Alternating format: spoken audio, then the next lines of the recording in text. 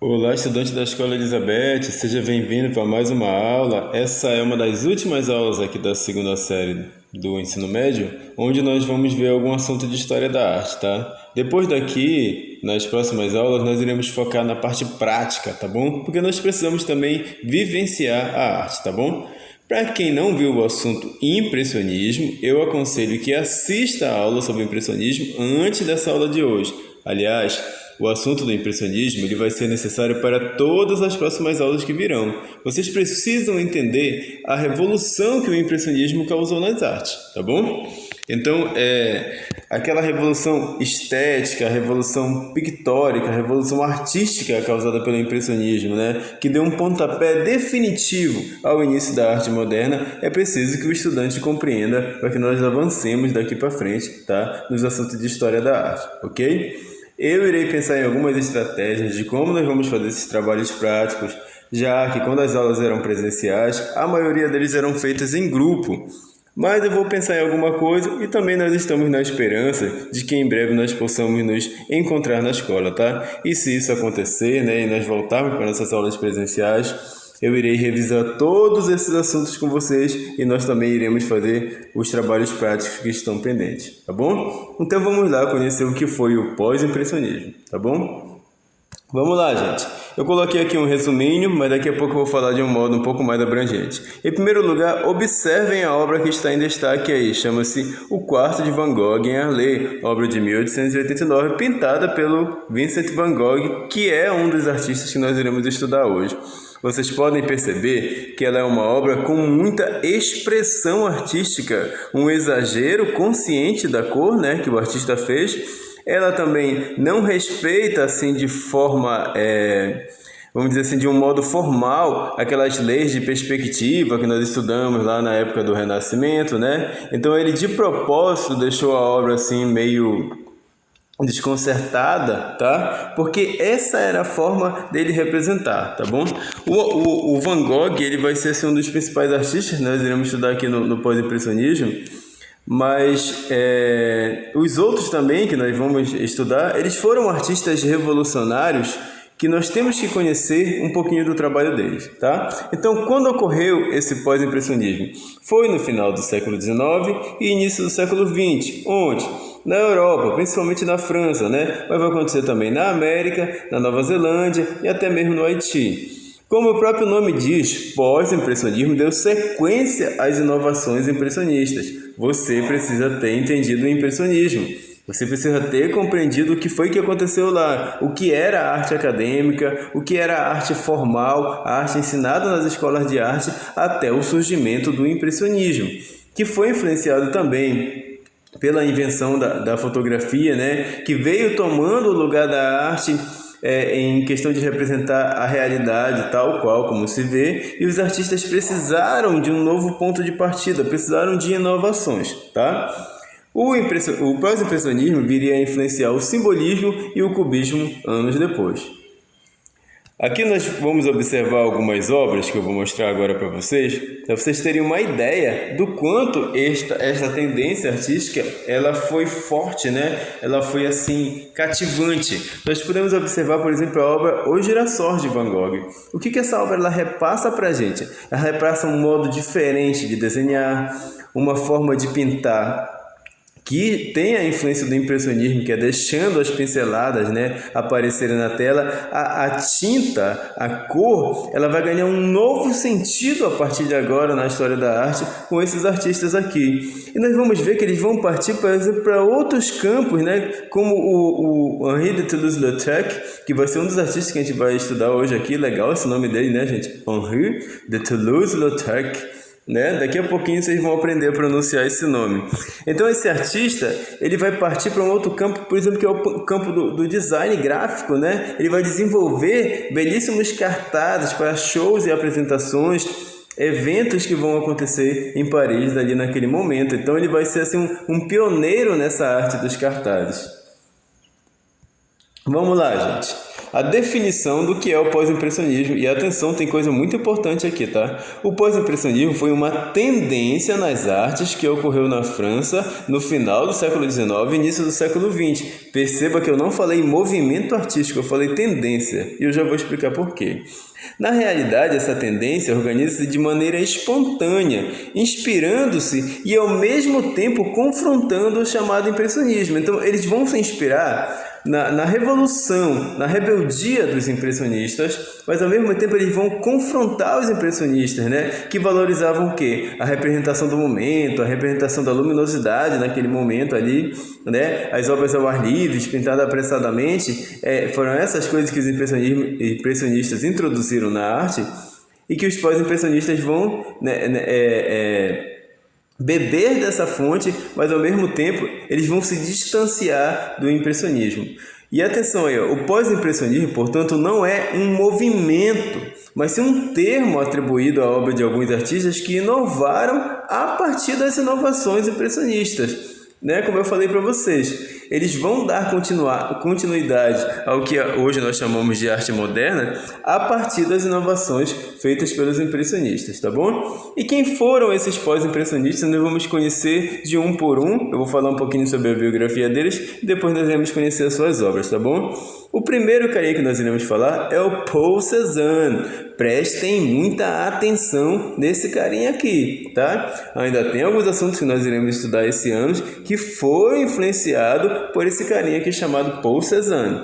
Ele usava uma técnica muito particular, valorizando as formas geométricas, gente, né? O círculo, o quadrado, o cubo, o triângulo. Ele vai trazer isso mais para perto da arte, ele vai mostrar mais isso na representação dos seus personagens, das suas figuras, tá? Ele também valorizava cores vivas, camadas grossas de tinta, vejam aí as influências dos impressionistas, temas cotidianos e pinceladas expressivas, e como eu já falei, são aquelas que vão aparecer na tela, vão mostrar o movimento que o artista fez.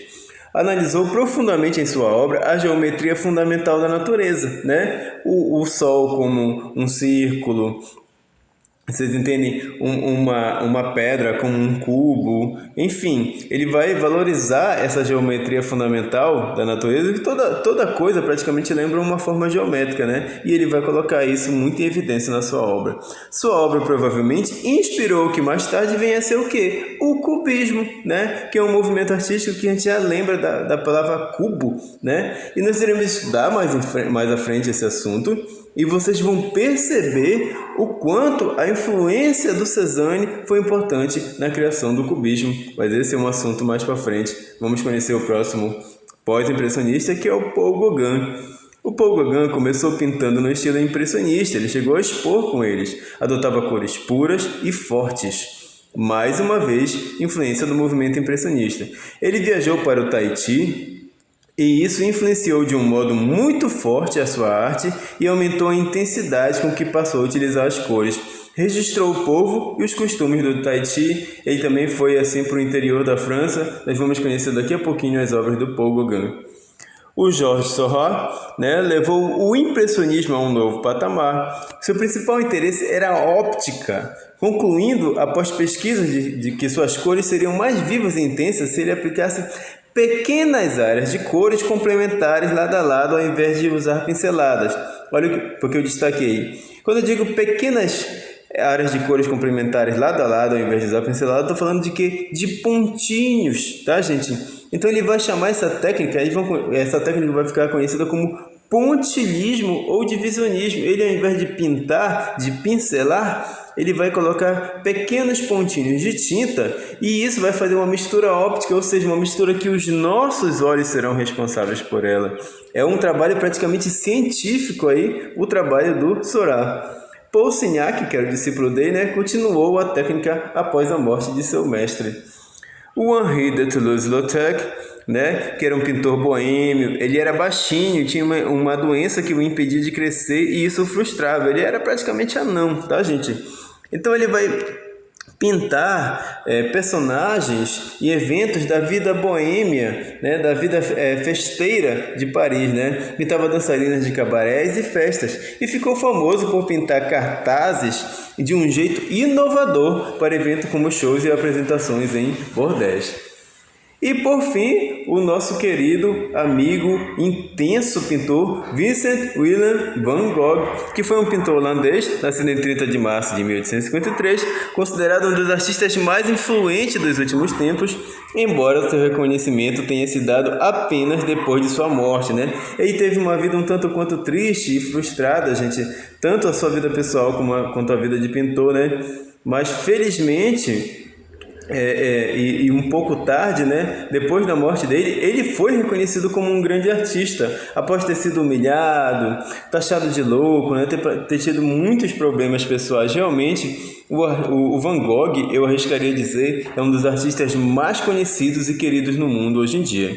Enquanto vivo, vendeu apenas um quadro, que foi o Vinhedo Vermelho. Perdão, Van Gogh nunca imaginou a fama que viria a ter, que na verdade a sua arte, né, viria a ter. Sua arte é considerada revolucionária e inovadora, sendo que muitos de seus quadros são hoje altamente conhecidos na cultura pop, vocês vão ver alguns, tá? Então vamos ver aqui, gente, as obras desses artistas. Vamos começar pelo Paul Cézanne, que desrespeitava as proporções à realidade e seguia as suas próprias formas, valorizando o quê? As formas geométricas.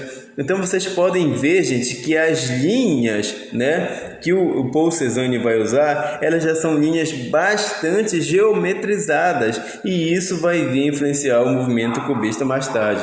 Nós podemos perceber isso claramente, nitidamente na obra Jogadores de Carta. Até mesmo quem não tem um grande conhecimento artístico pode observar essa obra e perceber, né, o quanto ela dá intensidade às formas geométricas básicas. Também aqui na obra Gigantes Banistas, nós vamos ver o Cézanne aplicando essa parte essencial das formas geométricas, né? Então ele vai simplificar o seu desenho para valorizar a expressão artística. O Paul Gauguin, como nós já vimos anteriormente, ele é um pintor que prima muito pela cor, e ele vai em busca de um primitivo. Ele vai ser o precursor, gente, do simbolismo, e também vai influenciar o cubismo, assim como Paul Cézanne. E o que foi assim marcante na carreira do Paul Cézanne foi o fato dele ter se retirado de Paris, né? Ter se dirigido a Arles, que era lá no sul da França, né? Ele vai viajar pelo interior da França. Eu vou mostrar daqui a pouco algumas obras que ele fez nesse momento, e depois vai para o Tahiti e para Nova Zelândia. Ele vai pintar o povo do Tahiti, né, como nós podemos ver jovens tahitianos com flores de manga. Ele vai exaltar a cultura desse povo, vamos dizer assim, a forma como esse povo era visto, né? E ele vai retratar isso na sua obra, colocando muito das cores do lugar onde ele vai estar, do Tahiti. Isso vai influenciar muito a obra dele, tá? Então, algumas obras aqui do nosso querido Gauguin vão ser essas daqui. Ele vai representar, gente, a religiosidade e a simplicidade das pessoas dos lugares por onde ele vai passar. Então, é por isso que nós vamos ver, em mais de um momento, esse tema aqui, que é o tema do Cristo, com cores fortes, com cores que vão chamar a atenção, que são longe de serem cores naturais, né, com que o Cristo é representado na história da arte, mas que vai mostrar a simplicidade do povo. Aqui, por exemplo, na obra O Cristo Amarelo, ele representa, né, Jesus desenhado e pintado dessa forma simbólica, dessa forma simplificada, dessa forma estilizada, as cores belíssimas da paisagem atrás e as mulheres vestidas tradicionalmente como elas são, né, como elas eram na época no sul da França. Essa obra chamada O Cristo Amarelo. Então ele vai ser um artista que vai respeitar muito a cultura dos lugares por onde ele passar. O Georges Seurat, nós já vimos, ele foi o pioneiro do movimento chamado de pontilhismo ou divisionismo. Então ele não vai pintar literalmente, né, como nós conhecemos, dando pinceladas. Ele estudou a decomposição prismática da cor e na mistura óptica que ela provoca, deixando para segundo plano a representação do instante luminoso. Essa representação do instante luminoso era a grande paixão dos impressionistas, né, gente? Então ele vai seguir em frente com isso, vai dizer, tá bom, eles já esgotaram essa questão do instante luminoso, eu quero testar outras coisas. E ele vai chegar nessas obras que são quase matemáticas ou científicas, né?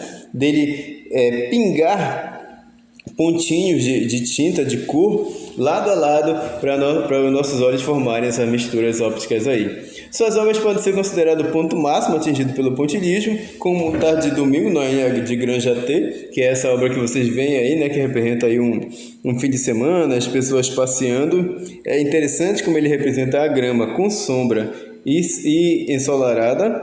E essa obra aqui também é chamada Banistas em Asnières, né, onde ele vai demonstrar muito da sua técnica, dando simplicidade à forma, mas fazendo um trabalho que não era nada simples, né? Que era o pontilhismo. Dá para a gente fazer uns trabalhos bem legais, práticos com esse daqui, né, gente? Nós vamos ter que fazer essa parte prática dos trabalhos para vocês vivenciarem, né, um pouquinho da experiência desses artistas. Falando sobre Toulouse-Lautrec, né? Eu já falei para vocês que ele foi um pioneiro dos cartazes publicitários, então ele vai ser um cara inovador nessa área, sim. Eu diria que ele foi, assim, um artista revolucionário nessa parte do design gráfico, por ele ter introduzido esses cartazes feitos à mão, cartazes muito bonitos, inclusive, né?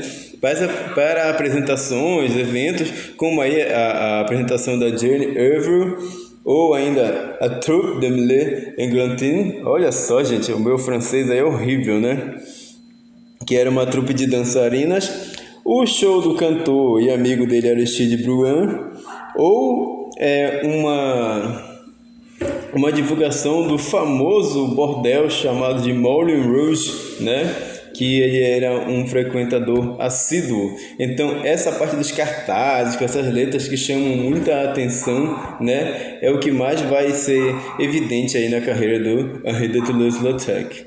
E, por fim, nós vamos falar sobre um carinha que nós podemos perceber pela história de vida dele o quanto ele amou a arte e a pintura, que foi o Vincent van Gogh. Ele foi um artista emotivo e com muitos problemas pessoais. Ele chegou a ser pregador religioso, vai começar muito tarde, né, a sua produção artística. Ele vai começar com 30 anos. Ele era irmão de um vendedor de quadros, o Theo, uma pessoa que era muito amável com ele, que acreditava muito nele, que deu muito apoio à sua carreira, apesar das dificuldades.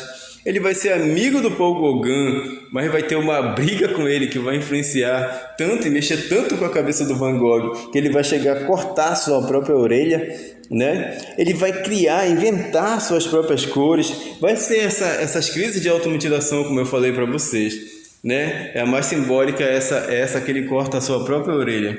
Ele vai morrer sem fama, sem prestígio, sem dinheiro, né? E em vida vai vender apenas um quadro. Essa vida catastrófica vai ser apenas um enredo a mais para criar o personagem maravilhoso que foi o Van Gogh na história da arte. Olha essa frase dele aí. Se você realmente ama a natureza, encontrará a beleza em todos os lugares. Ele costumava sempre falar coisas assim. Ele observava muitas coisas ao seu redor, tá? Então ele vai ver beleza onde talvez antes não tenha sido visto por nenhum artista, como por exemplo na obra Comedores de Batatas. Ele vai representar uma família pobre, uma família humilde, até a própria iluminação que ele usou, né, na sua obra, que é aí por essa lâmpada que está meio que centralizada na obra. Ela vai dar um ar de melancolia, de tristeza, mas ao mesmo tempo de união e de humildade, né? Com essa família aí que só tem para jantar batatas. Aqui 2 autorretratos. Ele vai ser um artista que vai fazer muitos autorretratos. Gente, desculpa pelos barulhos aqui, tá? Tem uns cachorros aqui na rua sempre perturbando. Mas enfim, continuemos aqui a aula. Ele vai ter a sua representação feita por ele mesmo em muitos momentos, né? Então ele vai ter feito muitos autorretratos. Aí nós temos um dele normal, né? E o outro com a orelha mutilada, com a orelha cortada. Mesmo assim, ele fez questão de se representar. E nós temos uma ideia da aparência do Van Gogh, né? Graças a esses cartazes, porque se não me engano não tem nenhuma foto dele. Aliás, cartazes não, pinturas. Vamos em frente. Bom, gente, eu não sou um especialista na área, mas eu arrisco dizer que essa é talvez a obra mais conhecida, mais divulgada, mais popularmente conhecida pelo público do Van Gogh, que é A Noite Estrelada, que foi criada por ele aos 37 anos, enquanto ele estava em um asilo, né, gente, para cuidar da sua saúde mental, em Saint-Rémy-de-Provence. E ele vai fazer essa obra magnífica, incrível, que vai apaixonar as pessoas, né? A forma como ele representa o vento, as estrelas, a lua, o cipreste, a cidade ao fundo, essa emoção que o azul repassa na obra. É por isso que ela vai ser uma obra tão conhecida, tão amada e tão apreciada. O Terraço do Café à Noite, né? Cujo nome completo é O Terraço do Café na Place du Forum, em Arles, à noite, é uma das mais famosas obras do pintor Van Gogh também. O amarelo intenso, em contraste com o céu noturno, demonstram que a intensidade com que o artista utiliza as cores. Tá? Então ele vai ser um artista apaixonado pelas cores, apaixonado pela natureza. E nós vamos poder ver isso em praticamente todas as suas obras. Algumas obras dele, como nós já vimos, vão repassar uma emoção intensa, como um homem velho com a cabeça em suas mãos. Este quadro mostra toda a emotividade que Van Gogh repassava de si para a sua obra. É uma obra que não tem outro objetivo senão comover o espectador. Então, Van Gogh ele era uma pessoa muito sensível, né? Muito sentimental, e ele vai conseguir repassar isso para a sua obra. Ele pintava de um modo muito intenso, gente. Ele usava muita tinta. Ele emprestava o pincel de tinta. O irmão dele, inclusive, vai reclamar, né? Dizer, Van Gogh, não use tanta tinta, Vincent. Não use tanta tinta, né? Eu não vou conseguir bancar as suas obras se você continuar usando tanto. Mas ele precisava, ele necessitava pintar dessa forma para que ele conseguisse repassar a sua mensagem artística. Aqui, gente, mais uma obra do Van Gogh. Essa é uma das minhas preferidas, que é o Campo de Trigo com Corvos. Eu acho linda as cores, a combinação das cores, com o vento, os corvos sobrevoando sobre o trigal, né? As nuvens lá atrás, a forma como ele representou o céu. Eu gosto de tudo nessa obra. Ela é linda, bela, simples e emotiva.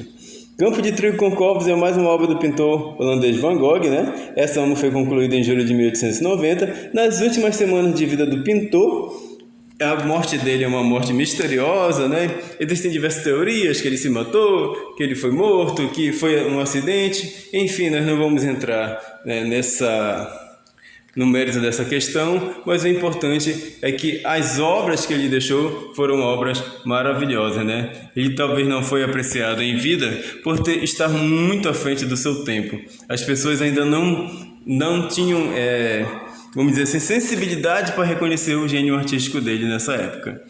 Por fim, uma das obras também que eu acho muito lindas, que tem um acabamento incrível e cores sensacionais, que é Campo de Trigo com Cipreste, obra de 1889. Eu aprecio demais essa pintura, gente. Eu aprecio muito ela. Eu gosto muito da forma como ele representava a mata, a vegetação. É incrível esse artista. Perdão, gente, desculpe pelo barulho. Nós estamos quase acabando aqui o nosso slide, né? Vamos terminar com uma frase do Van Gogh. Ache belo tudo o que puder. A maioria das pessoas não acha belo o suficiente. E o que ele quer dizer com isso, hein, gente? Que a gente pode ter uma visão mais artística do mundo e apreciar mais a paisagem ao nosso redor. Era isso que eu tinha para dizer para vocês hoje. Muito obrigado e vamos lá para o Google Classroom.